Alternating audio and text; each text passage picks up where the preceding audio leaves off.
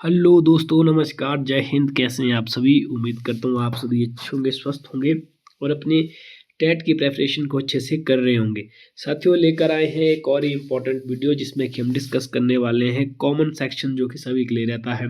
HP TET, arts, non medical, medical, JBT, Shastri, Punjabi teacher और उर्दू इत्यादि सभी के लिए। ठीक है, ये सेक्शन है general awareness and environmental study का, जिसमें कि मेजर जो सेक्शन रहता है वो जनरल अवेयरनेस का रहता है, जिसमें पूछा जाता है इंडिया लेवल का जीके और साथ ही साथ में HP का जीके। ठीक है, कुछ 1 2 4 क्वेश्चन जनरल साइंस के भी पूछ लेता है। ठीक है, तो इन वीडियो में हम डिस्कस करने वाले हैं कंप्लीट ये क्वेश्चन विद ब्रीफ एक्सप्लेनेशन के साथ। ठीक है, तो चलिए वीडियो को शुरू करते हैं। वीडियो को शुरू करने से पहले गाइज एक रिक्वेस्ट आपसे करना चाहूँगा कि प्लीज़ हमारे चैनल को, अगर आपने अभी तक सब्सक्राइब नहीं किया तो जल्दी से जल्दी चैनल को सब्सक्राइब कर ले, क्योंकि बहुत सारे लोग ऐसे हैं जो हमारी वीडियो को रेगुलरली तो देखते हैं लेकिन चैनल को सब्सक्राइब नहीं कर रखा है। तो जल्दी से जल्दी जाकर चैनल को सब्सक्राइब करें और अगर वीडियो अच्छी लगती है तो वीडियो को लाइक करने के साथ साथ अपनी राय कमेंट सेक्शन में ज़रूर दें कि नेक्स्ट वीडियो आप कौन से टॉपिक के ऊपर चाहते हैं। ठीक है, साथ ही साथ आपसे मैं ये रिक्वेस्ट करना चाहूँगा कि इसमें 30 क्वेश्चन टोटल है, आप 30 में से अपना स्कोर जरूर कमेंट करें ताकि आपको आइडिया हो जाए कि आप का जो स्कोर है वो कितना बन रहा है और आपकी प्रेपरेशन कैसी हो रही है। ठीक है, अगर 30 में से आपके 24 प्लस नंबर बन रहे हैं, क्योंकि इजी क्वेश्चन है और मैक्सिमम क्वेश्चन ये प्रीवियस ईयर के जो टेट का पेपर है उसी से ही उठाए गए हैं। ठीक है, मतलब यही क्वेश्चन आने के चांसेस है। ठीक है, और आप जो आइडिया लगा सकते हैं कि जो बाकी लोग हैं उनका जो नंबर है वो भी अब शेयर करेंगे कमेंट सेक्शन में, तो आप आइडिया खुद लगा लोगे कि बाकी अन्य जो एस्पिरेंट्स हैं उनके कितने नंबर बन रहे हैं। ठीक है, तो आज का फर्स्ट क्वेश्चन है, रतौंधी किस विटामिन की कमी से होता है? क्वेश्चन को एक्सप्लेन करने से पहले मैं आपको कहूँगा कि भाई विटामिन एक ऐसा इंपॉर्टेंट कॉन्सेप्ट है, यहाँ से तो क्वेश्चन बनना ही बनना है। टेट को कुछ नहीं चाहिए, बस विटामिन के 1 2 क्वेश्चन चाहिए ही चाहिए, चाहे वो कोई भी हो। जैसे ये नॉन मेडिकल के पेपर है तो ये डाला है नाइट ब्लाइंडनेस। ठीक है, आर्ट्स वालों के लिए भी आएगा पक्का। अब प्रमुख विटामिन जो है उनके एक तो आपको साइंटिफिक नेम याद रखने हैं। ठीक है, दूसरा कि कौन सी उनकी कमी से कौन सी डिजीज होता है। ठीक है, तो सबसे पहले नेम की बात करें, vitamin A, vitamin C, vitamin D, vitamin B12 यहाँ पे दिया है। तो विटामिन ए जो है गाइज, इसी की कमी की से जो है कौन सा रोग होता है? रतौंधी या नाइट ब्लाइंडनेस। ठीक है, विटामिन सी की कमी से कौन सा रोग होता है? तो स्कर्वी, याद रखना है। विटामिन सी की कमी से कौन सा रोग होता है? स्कर्वी। और विटामिन डी की कमी से होता है रिकेटस। ठीक है, फिर से मैं एक बार बता देता हूँ, विटामिन ए की कमी से कौन सा होता है? रतौंधी। विटामिन सी की कमी से कौन होता है? स्कर्वी। और विटामिन डी की कमी से होता है रिकेटस। ठीक है, अगर हम विटामिन B12 की बात करें तो गाइज विटामिन B12 जो है एनीमिया की कमी जो होती है इससे। ठीक है, एनीमिया अर्थात रुधिर की कमी जो हो जाती है ब्लड में। ठीक है, रुधिर की कमी ये जो है विटामिन B12 से होने के चांसेस इसमें रहते हैं। इसके अलावा आपको विटामिन B6 अक्सर पेपर में अलग से पूछा जाता है, उससे जो है स्किन रोग होता है। स्किन जो त्वचा का रोग किससे होता है? वो विटामिन C से होता है। ठीक है, ये तो डिजीज़ की बात हो गई जो हमने बताया। और विटामिन ई का भी मैं लगे हाथों बता देता हूँ। विटामिन ई जो है, विटामिन ई से जो है जनन शक्ति, ठीक है, जो सेक्स पावर है, ठीक है, वो जो है इफेक्ट होती है विटामिन ई की कमी से, जो जनन शक्ति होती है। ठीक है, स्पेशली जो फीमेल्स है उनकी। अब अगर हम इनके साइंटिफिक नाम की बात करेंगे तो साइंटिफिक जो नाम है विटामिन ए का साइंटिफिक नाम है रेटिनोल। जरूर जो है इसमें मैं जानता हूँ कि टाइम लग रहा है क्वेश्चन को एक्सप्लेन करने में, तो साथियों एक क्वेश्चन है लेकिन इसके साथ साथ मैं आपको 8 10 क्वेश्चन ऐसे ही क्लियर कर रहा हूँ। ठीक है, तो वीडियो में भले हम 30 क्वेश्चन कर रहे हैं तो 30 × 10 लगभग आपके 200 क्वेश्चन आप इजीली इसी वीडियो से आपके क्लियर होने वाले हैं। तो इससे बड़े आपको क्या चाहिए? क्योंकि पेपर में जरूर थोड़ी ना कि डिजीज ही पूछे भाई विटामिन ए की कमी से कौन सा हो सकता है, जो हो सकता है इसका साइंटिफिक नाम पूछे। विटामिन ए का क्या है? रेटिनॉल। अगर हम विटामिन सी की बात करें तो विटामिन सी का जो साइंटिफिक नेम है वो है एस्कॉर्बिक एसिड। विटामिन सी और विटामिन 6 B6 जो है, विटामिन B6 ये अक्सर अलग अलग में पूछा जाता है। ठीक है, विटामिन B6 और विटामिन सी। विटामिन ए का रेटिनॉल, विटामिन सी का क्या होगा? Ascorbic acid. और विटामिन डी का होता है कैल्सीफिरोल। ठीक है, तो याद रखना है विटामिन डी का साइंटिफिक नेम क्या होता है? कैल्सीफिरोल। ठीक है, कैल्सीफिरोल। अगर विटामिन B12 की बात करें गाइस तो विटामिन B12 का नाम जो है वो आप याद रखिएगा, साइनोकोवालिन। ठीक है, साइनोकोवालिन। ठीक है। इसके अलावा आपको विटामिन B6 जो है ये अलग अलग, एक सेकेंड, विटामिन बी सिक्स बार बार पूछा जाता है। इससे अभी जैसे मैंने बताया कि इसकी कमी से जनन शक्ति प्रभावित, माफ़ कीजिएगा, स्किन कैंसर होता है, जनन शक्ति विटामिन ई की कमी से होती है। विटामिन B6 की कमी से क्या होता है, स्किन रोग। और इसका नाम क्या है, नाम बार बार पूछा जाता है, तो पायरिडॉक्सिन, ठीक है, पायरिडॉक्सिन। तो विटामिन B6 का क्या नाम है साइंटिफिकली, पायरिडॉक्सिन या पायरोडॉक्सिन, ठीक है। अगर विटामिन ई की बात करें तो विटामिन ई का साइंटिफिक जो नेम होता है वो होता है टोकोफिरोल, ठीक है, टोकोफिरोल, ठीक है। विटामिन डी का होता है कैल्सीफिरोल, विटामिन डी का कैल्सीफिरोल, विटामिन ई का टोकोफिरोल, विटामिन सी का एस्कॉर्बिक एसिड, ठीक है, विटामिन ए का रेटिनॉल, और विटामिन बी जो है अलग अलग इसके टाइप होते हैं, तो वो आप देख लीजिएगा। विटामिन B6 इंपॉर्टेंट है, जिसका नाम अभी मैंने आपको बताया पायरोडॉक्सिन होता है, और इसकी कमी से कौन कौन से रोग होते हैं वो मैंने आपको बताए, ठीक है। भले ही इस क्वेश्चन में 5 मिनट पूरे एक्सप्लेन करने लगे, लेकिन गाइज आपको याद रखना कि विटामिन वाला जो क्वेश्चन है बहुत ही ज़्यादा इंपॉर्टेंट है, वेरी वेरी इंपॉर्टेंट। मतलब मैं आपको दावे के साथ कहता हूँ कि एक क्वेश्चन तो आपको मिनिमम देखने को मिलेगा ही मिलेगा विटामिन से आपके टेट के पेपर में, ठीक है। हो सकते हैं 2 क्वेश्चन मिले, लेकिन एक क्वेश्चन 100% आपको पेपर में देखने को मिलेगा ही मिलेगा, ठीक है। आई होप आपके सारे डाउट क्लियर हो गए। और इसके अलावा अगर आप नोट्स बना रहे हो तो उनको बेहतर रूप से नोट्स में लिखें, ठीक है। और इसके अलावा जो साथी नए हैं या जो जिनकी प्रेपरेशन ढंग की नहीं है, तो उनको मैं रिक्वेस्ट करूंगा कि वो विटामिन के ऊपर जरूर से अलग से स्टडी करें, ठीक है। यहाँ से पक्का क्वेश्चन बनता ही है पेपर में। सो गाइस अगले क्वेश्चन की तरफ बढ़ते हैं। अगला क्वेश्चन है, भोपाल गैस त्रासदी के समय किस गैस का रिसाव हुआ था। भोपाल गैस ट्रेजेडी, ये क्वेश्चन अलग अलग मतलब हर बार पूछा जाता है, कभी कभार ही होता है कि टेट में ना पूछा जाए, ठीक है। भोपाल गैस ट्रेजेडी, तो जो भोपाल गैस ट्रेजेडी हुई गाइस, यहाँ पे हुई थी MIC, याद रखना है MIC जो गैस है, methyl isocyanate, option number C यहाँ पे ठीक हो जाएगा, मिथाइल आइसोसाइनाइड। इस गैस का रिसाव हुआ था, और इस गैस के रिसाव होने के कारण जो फैक्ट्री थी वहाँ पे जो है हज़ारों लोगों की मौत हुई थी, ठीक है। कार्बोनेट फैक्ट्री थी, कार्बोनेट कारखाना था एक, वहाँ पे जो है हज़ारों लोगों की यहाँ पे रिसाव की वजह से मृत्यु हुई थी, ठीक है। कौन सी गैस थी, मिथाइल आइसोसाइनाइड, याद कैसे रखेंगे, MIC, मिथाइल आइसोसाइनाइड, ठीक है। अब हुआ कब था, कई बार क्वेश्चन इस तरह पूछा था, भोपाल गैस ट्रेजेडी कब हुई थी, तो आपको याद रखना था 1984, ठीक है। एग्जैक्ट डेट इसका है 2 या 3 दिसंबर, ठीक है। 2 या 3 दिसंबर में से कोई एक चीज़ दी होगी, डेट क्या है 1984, तो आपको याद रखना है 1984 को भोपाल गैस ट्रेजेडी हुई थी, ठीक है। इंपॉर्टेंट है, और हज़ारों में इसमें लोग मरे थे, ठीक है। बढ़ते हैं नेक्स्ट क्वेश्चन की ओर। तो गाइस जितना पॉसिबल हो सके उतना मैं जो आपको एक्सप्लेनेशन कर रहा हूँ, ठीक है। भारत में सबसे अधिक वन आवरण वाला राज्य कौन सा है, name the state of India having maximum forest cover. तो मैक्सिमम फॉरेस्ट कवर कहाँ का है, मध्य प्रदेश का, MP का, ठीक है। यहाँ पे जो फॉरेस्ट है, यहाँ इस फॉरेस्ट में जो भारत वन है उसमें सबसे ज़्यादा कवर जो है फॉरेस्ट का वन अच्छा जो क्षेत्र है वो कहाँ का है, मध्य प्रदेश का, ठीक है। तो आपको याद रखना है MP। बढ़ते नेक्स्ट क्वेश्चन की तरफ। अगला क्वेश्चन है, USA की सिलिकॉन घाटी किसके लिए प्रसिद्ध है, ठीक है। तो USA की सिलिकॉन घाटी जो है गाइस वो किसके लिए फेमस है, वो है ऑप्शन नंबर इलेक्ट्रॉनिक्स के लिए, ठीक है। इलेक्ट्रॉनिक्स के लिए USA की सिलिकॉन घाटी फेमस है, ठीक है। आपको अब एक्स्ट्रा फैक्टर बता देता हूँ, जो भारत की सिलिकॉन घाटी है, सिलिकॉन वैली ऑफ इंडिया किसे कहते हैं, सिलिकॉन वैली ऑफ इंडिया। तो सिलिकॉन वैली ऑफ इंडिया किसको कहते हैं, जल्दी से बताइए। तो इसका जो राइट आंसर है वो है बेंगलोर, ठीक है।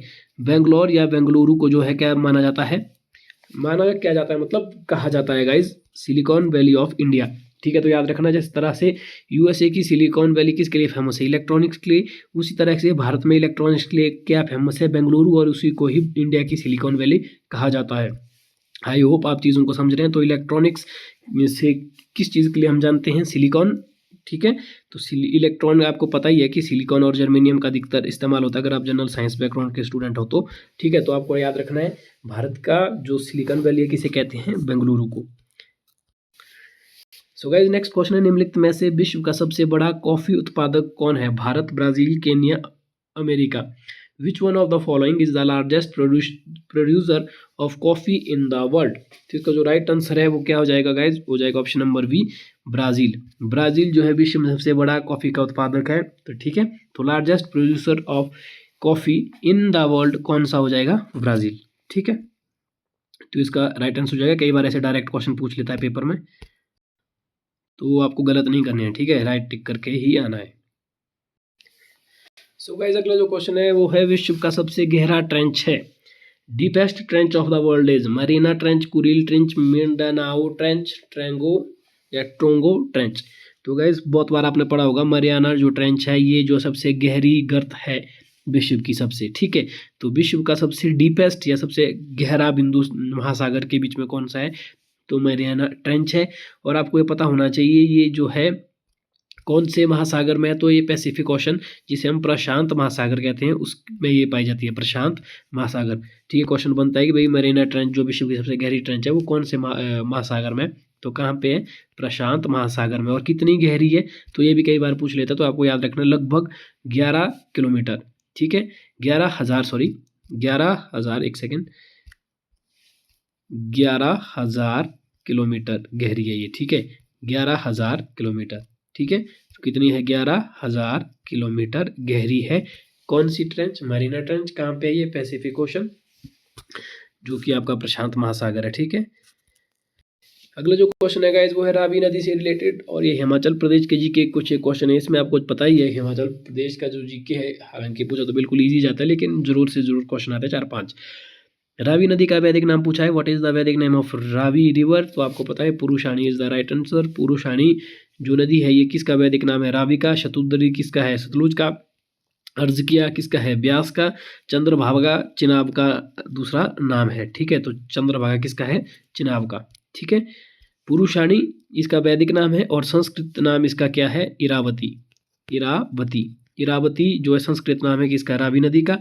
पुरुषाणी इसका वैदिक नाम है रावी नदी का, ठीक है। उसी तरह से जो ब्यास है, ब्यास का जो वैदिक नाम है वो अर्जकिया है। अगर हम संस्कृत नाम करें तो संस्कृत नाम ब्यास का क्या है, बिपाशा, ठीक है। तो ये आपको याद रखना है। उसी तरह से जो यमुना है, यमुना, यमुना जो हिमाचल प्रदेश की पांचवी नदी है, जो हिमाचल प्रदेश में जिसका जल प्रवाह सबसे कम है, ठीक है।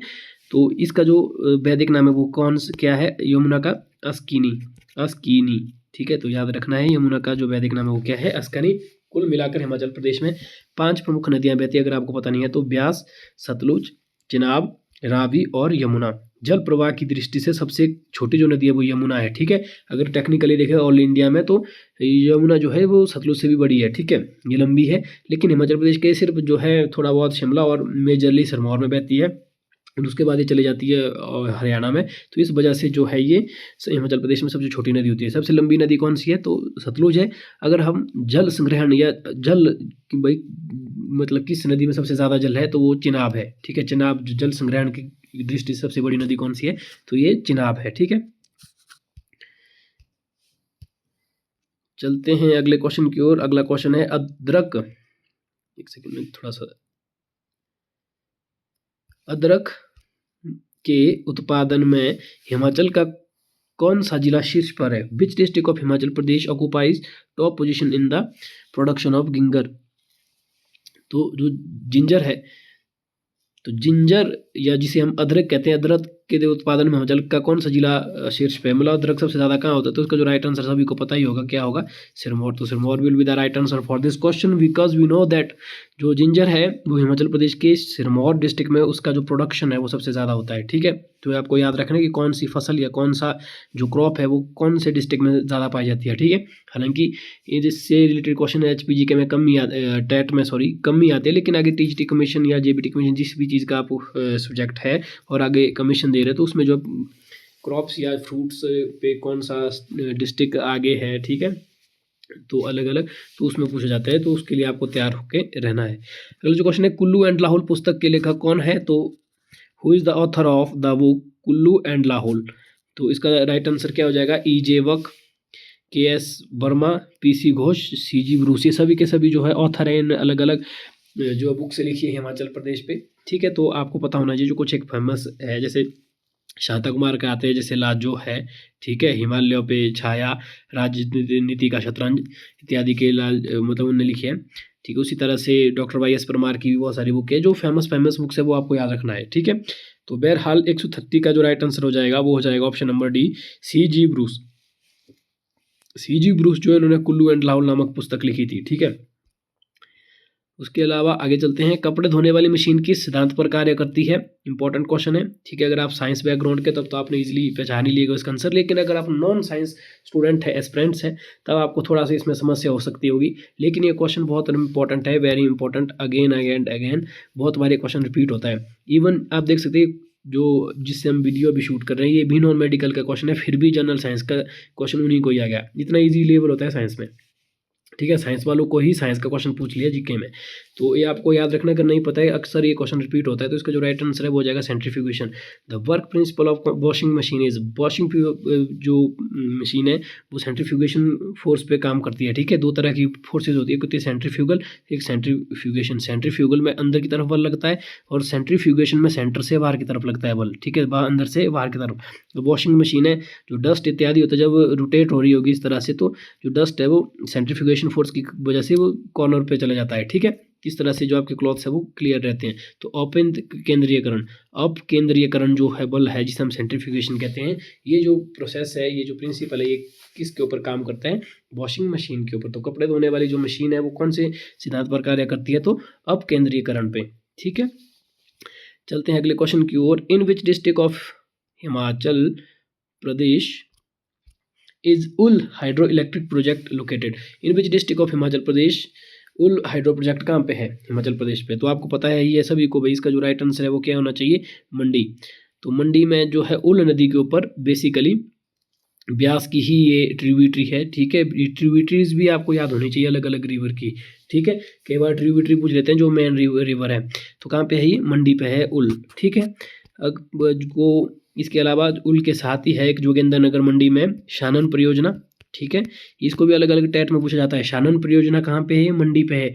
कब बनी थी, 1932 में। अभी भी इस पे जो है पंजाब का अधिकार है, हिमाचल प्रदेश का नहीं, क्योंकि आप जानते हैं हिमाचल प्रदेश बाद में अस्तित्व में है, लेकिन ये शानन प्रोजेक्ट पहले ही बन चुका था और अभी वर्तमान समय में भी इस पे पंजाब सरकार का ही नियंत्रण है। ठीक है, कहाँ पे है ये, तो ये मंडी में है शानन प्रोजेक्ट। ठीक है, सबसे पुराना प्रोजेक्ट है। अगर हम सबसे बड़ी जो हाइड्रो इलेक्ट्रिक प्रोजेक्ट की बात करें तो कौन सा है, जल्दी मुझे बताइए। ठीक है, तो कौन सा है, पार्वती। ठीक है, इसकी जो मेगावाट क्षमता है कितने, कमेंट करके ज़रूर आप हमें बताएं। ठीक है, बढ़ते हैं अगले क्वेश्चन की ओर। अगला जो क्वेश्चन है गाइस, ऑटोमोबाइल निकास प्रदूषण का सबसे अधिक खतरनाक धातु कौन है, most metal pollutant of automobile exhausts. तो कौन सा है भाई जो ऑटोमोबाइल में से निकलने वाला मेटल, कैडमियम, पारा, तांबा, lead, cadmium, mercury, copper, lead. तो lead is the right answer for this question. Lead जो है ऑटोमोबाइल में से निकलने वाला सबसे मोस्ट पॉल्यूटेंट है। ठीक है, तो ये डायरेक्ट क्वेश्चन है, ये याद रखना है। अगला क्वेश्चन है, नाखून पॉलिश करने वाले जो द्रव है उसे जो निकलने वाला द्रव है उसमें क्या होता है, petroleum ether, acetone, benzene, acetic अम्ल। ठीक है, नेल पॉलिश रिमूवर कंटेन, जो नेल पॉलिश रिमूवर है, नाखून में जो आप नेल पेंट लगाते हैं उसको जो रिमूव करने के लिए, आप उसे, मुझे नाम नहीं आ रहा है, मतलब नेल पॉलिश रिमूवर ही बोल सकते हैं बेसिकली। उसमें नेल पेंट में नहीं हम बोले, उसको रिमूव करने वाले जो आइटम होती है उसके अंदर होता है एसीटोन। कौन सा केमिकल होता है, एसीटोन। एसीटोन की वजह से जो आपका नेल पेंट है वो उठ जाता है। ठीक है, अगला है, अन्नू रानी किस खेल से संबंधित है। तो इसका जो राइट आंसर हो जाएगा वो हो जाएगा ऑप्शन नंबर ए, भाला फेंक। जेवलिन थ्रो से कौन रिलेटेड है, अन्नू रानी। ठीक है, बढ़ते हैं अगले क्वेश्चन की तरफ गाइस। अगला क्वेश्चन है, दक्षिण एशियाई क्षेत्रीय सहयोग संगठन जिसे हम सार्क कहते हैं, south Asian association for regional corporation was founded in which year. तो कब बनी थी सार्क, तो इसका जो राइट आंसर है वो हो जाएगा ऑप्शन नंबर सी, 1985। क्या हो जाएगा, 1985 will be the right answer for this question, because SAARC जो कब हुआ था, कब अस्तित्व में आया था, तो 1985 में आया था। ठीक है, अब सार्क में कौन कौन से देश है वो भी आपको याद होने चाहिए। ठीक है, उस तरह से ब्रिक्स जो है, ब्रिक्स में भी कौन कौन से देश है और कब अस्तित्व में है वो भी आपको याद रखना है। बहरहाल बढ़ते हैं अगले क्वेश्चन की ओर। संकल्प परियोजना किसके अनुमूलन से संबंधित है, the project Sankalp is associated with the elimination of which. जिसका जो राइट आंसर हो जाएगा वो जाएगा option number A, AIDS will be the right answer for this question. जो एड्स है ये संकल्प परियोजना के तहत इसके अनुमूलन के लिए संबंधित था। ठीक है, मतलब संकल्प जो है ये किससे रिलेटेड है, एड्स से। ठीक है, अब कई बार एड्स की फुल फॉर्म पूछ लेते हैं, तो एड्स की जो फुल फॉर्म है वो है एक्वायर्ड इम्यूनो डेफिशिएंसी सिंड्रोम। फिर से सुन लीजिएगा, एक्वायर्ड इम्यूनो डेफिशिएंसी सिंड्रोम। ठीक है, तो ये भी कई बार डायरेक्ट क्वेश्चन पूछ लेते हैं, तो ये भी आपको ध्यान रख लेना है। अगला क्वेश्चन है ब्रिक्स से आया हुआ, ब्रिक्स में सम्मिलित है। ब्रिक्स में कौन कौन से देश है गाइज, वो आपसे बेसिकली यहाँ पे पूछा गया है, तो आपको इसका आंसर बताना है। तो इसका आंसर जल्दी से बताएं क्या है। ब्राज़ील, रूस, चाइना, इंडिया, चाइना और साउथ अफ्रीका, ये इसका राइट आंसर हो जाएगा। Correct this one, Brazil, Russia, India, China and south Africa. तो ब्रिक्स में आपको पता होना चाहिए कौन कौन से देश है, Brazil, Russia, India, China and south Africa, ये जो देश है ये ब्रिक्स में है। ठीक है, अगला जो क्वेश्चन है वो है, भारत में भाषाई आधार पर पुनर्गठित होने वाला पहला राज्य कौन है। Which was the first state reorganized on the basis of language in India? अब इस क्वेश्चन को बहुत सारे लोग गलत टिक कर लेते हैं अगर यहाँ पे पंजाब या हरियाणा होता है। तो आपको ध्यान रखना है, भाषाई आधार पर पुनर्गठन होने वाला जो पहला राज्य है वो कौन सा है, वो option number B, Andhra Pradesh. Andhra Pradesh जो है वो जो है भाषाई आधार पर जो पुनर्गठित होने वाला या जो भाषाई आधार पर बनने वाला पहला राज्य कौन सा है, आंध्र प्रदेश। ठीक है, तो ये आपको याद रखना है डायरेक्टली। ठीक है, गलत नहीं करना है। चलते हैं अगले क्वेश्चन की ओर। सो गाइस नेक्स्ट क्वेश्चन है, भारत में पंचायती राज तंत्र का जनक किसे कहा जाता है। हमारी जो ये लक्ष्य सीरीज है इसमें हमने पहले भी ये क्वेश्चन ऑलरेडी आपको डिस्कस करवाया है, अगर आपने ये क्वेश्चन डिस्कस किया है तो इसका जो राइट आंसर हो जाएगा बलवंत राय मेहता। आप जानते हैं कि बलवंत राय मेहता की जो कमेटी थी इनने सिफारिश दी थी कि जो पंचायती राज तंत्र है उसको इम्प्लीमेंट किया जाए, और इसी की बलवंत राय मेहता समिति जो बनी थी, इसी की सिफारिश के कारण ही जो जिसको हम त्रिस्तरीय या थ्री टायर सिस्टम कहते हैं, वो अस्तित्व में आई, जिसके अंतर्गत 3 स्तर पे जो चुनाव हुए पंचायती राज पे, जिसमें गांव में ग्राम पंचायत, ठीक है, ब्लॉक लेवल पे पंचायत समिति और डिस्ट्रिक्ट लेवल पे जिला परिषद, जिसको हम ZP कहते हैं। इन 3 स्तर पे जो पंचायती राज तंत्र है, पंचायती राज जो सिस्टम है, नेटवर्क है पूरा, वो ऑपरेट हुआ और चला गया इसकी रिकमेंडेशन के ऊपर। किसकी, बलवंत राय मेहता। ऑप्शन नंबर डी यहाँ पे ठीक हो जाएगा। ठीक है, तो आपको याद रखना है। और इसके अलावा आपको याद रखना है कि पंचायत जो है वो भारत के कौन से अनुच्छेद के अंतर्गत आती है, तो पंचायत आती है आर्टिकल 40। ठीक है, आर्टिकल 40, तो याद रखना आर्टिकल 40 किससे संबंधित है, तो पंचायत से। ये भी कई बार पूछ लेते हैं घुमा फिरा के।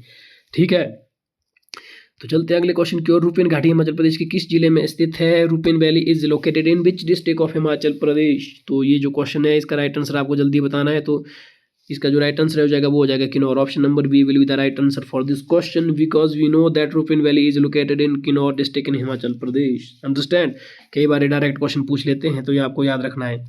और कुल्लू को देवभूमि या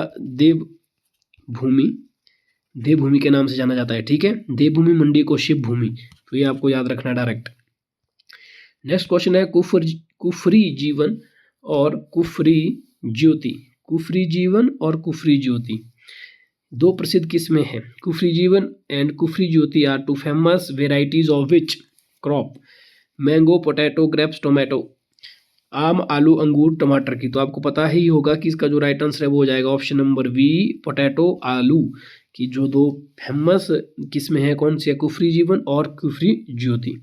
ठीक है, हिमाचल प्रदेश में जो पोटैटो अनुसंधान जो केंद्र है वो भी शिमला के कुफरी में ही स्थित है, वो आपको याद रखना है। ठीक है, कुफरी जो है क्या है, ये हिमाचल प्रदेश का एक फेमस टूरिस्ट डेस्टिनेशन भी है जो कि हिमाचल प्रदेश के राजधानी शिमला से कुछ ही किलोमीटर दूरी पे है। ठीक है, अगला क्वेश्चन है, राइजिंग ग्लोबल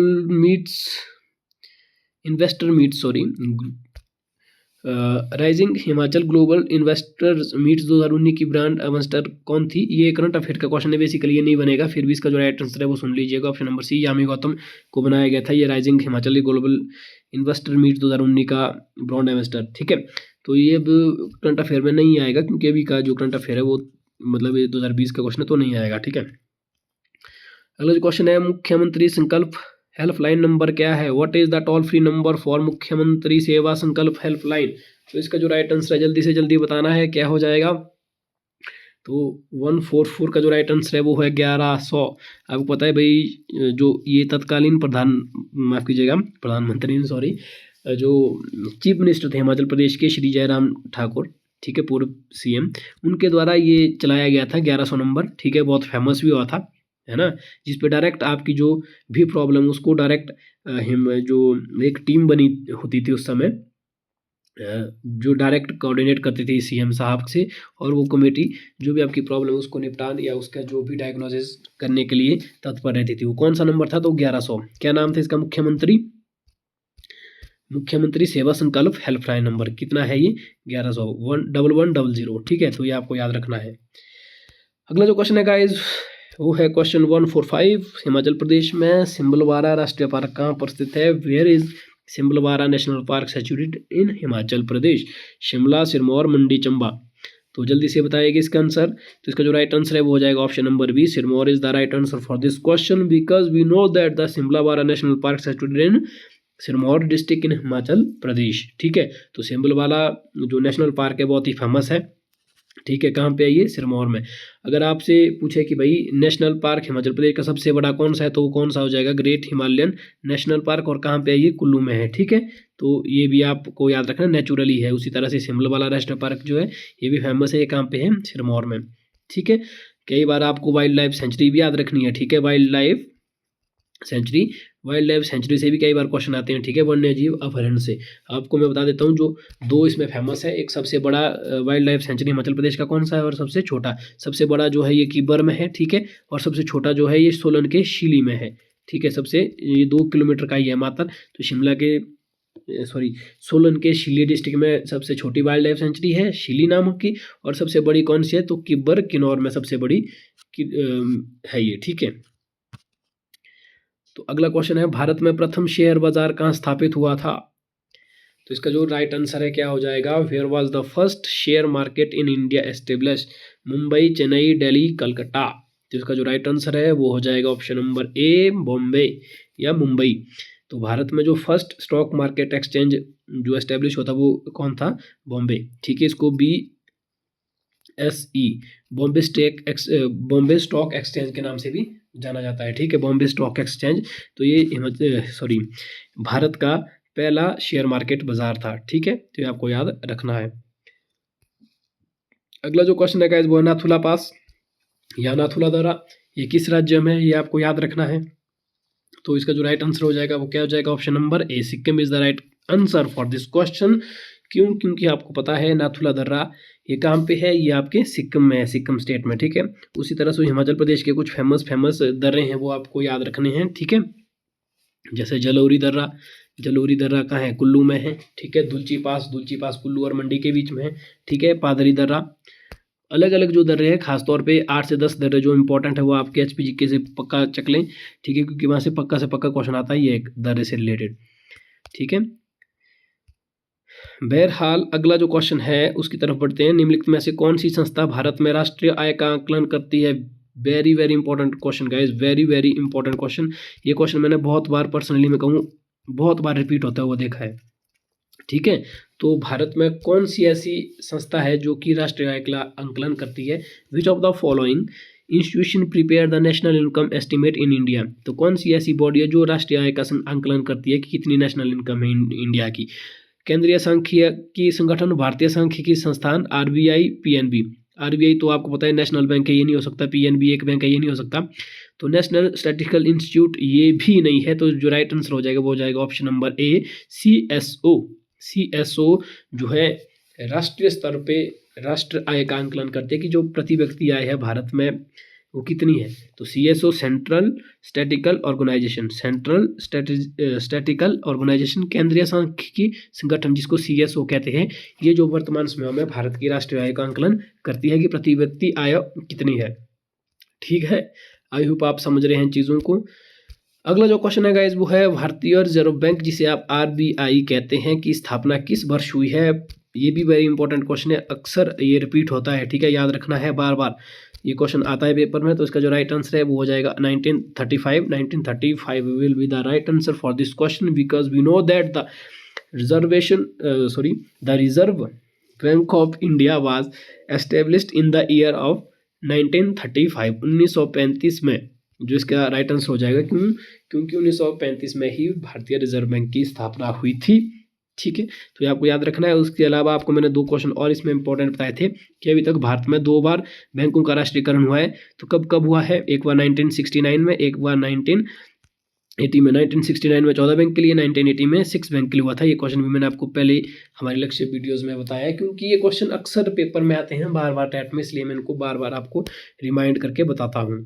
ठीक है, सो गाइस आज का लास्ट क्वेश्चन है, जनगणना प्रत्येक डैश वर्षों बाद आयोजित की जाती है। Census is conductor after every year, मतलब कितनी साल बाद, तो ये तो सभी को पता ही होगा कि 10 साल बाद। ठीक है, जैसे कि 2001 में हुआ था, फिर 2011 में हुआ, लेकिन 2021 में नहीं हो पाया। क्यों नहीं हो पाया, कमेंट सेक्शन में मुझे बताइए कि जो सेंसस है जो हर 10 वर्ष बाद होते हैं वो क्यों नहीं हो पाए, तो जल्दी से कमेंट में बताइए। मुझे क्या पता है कि आपको पता ही है, सभी को पता है इसका नॉलेज कि क्यों नहीं हो पाई। अभी चला है इसका प्रोसेस, तो अभी आपको पता है 2024 खत्म होने वाला है, 25 में आएगा इसके सेंसस ने, तो इतना डिले क्यों हुआ, तो जल्दी मुझे बताएं इसका आंसर। तो वीडियो कैसी लगी ये भी इस क्वेश्चन के आंसर के साथ साथ बताएं। मिलते हैं नेक्स्ट वीडियो में, अपना ख्याल रखिएगा। जय हिंद। चैनल को सब्सक्राइब जरूर कर लीजिएगा साथियों।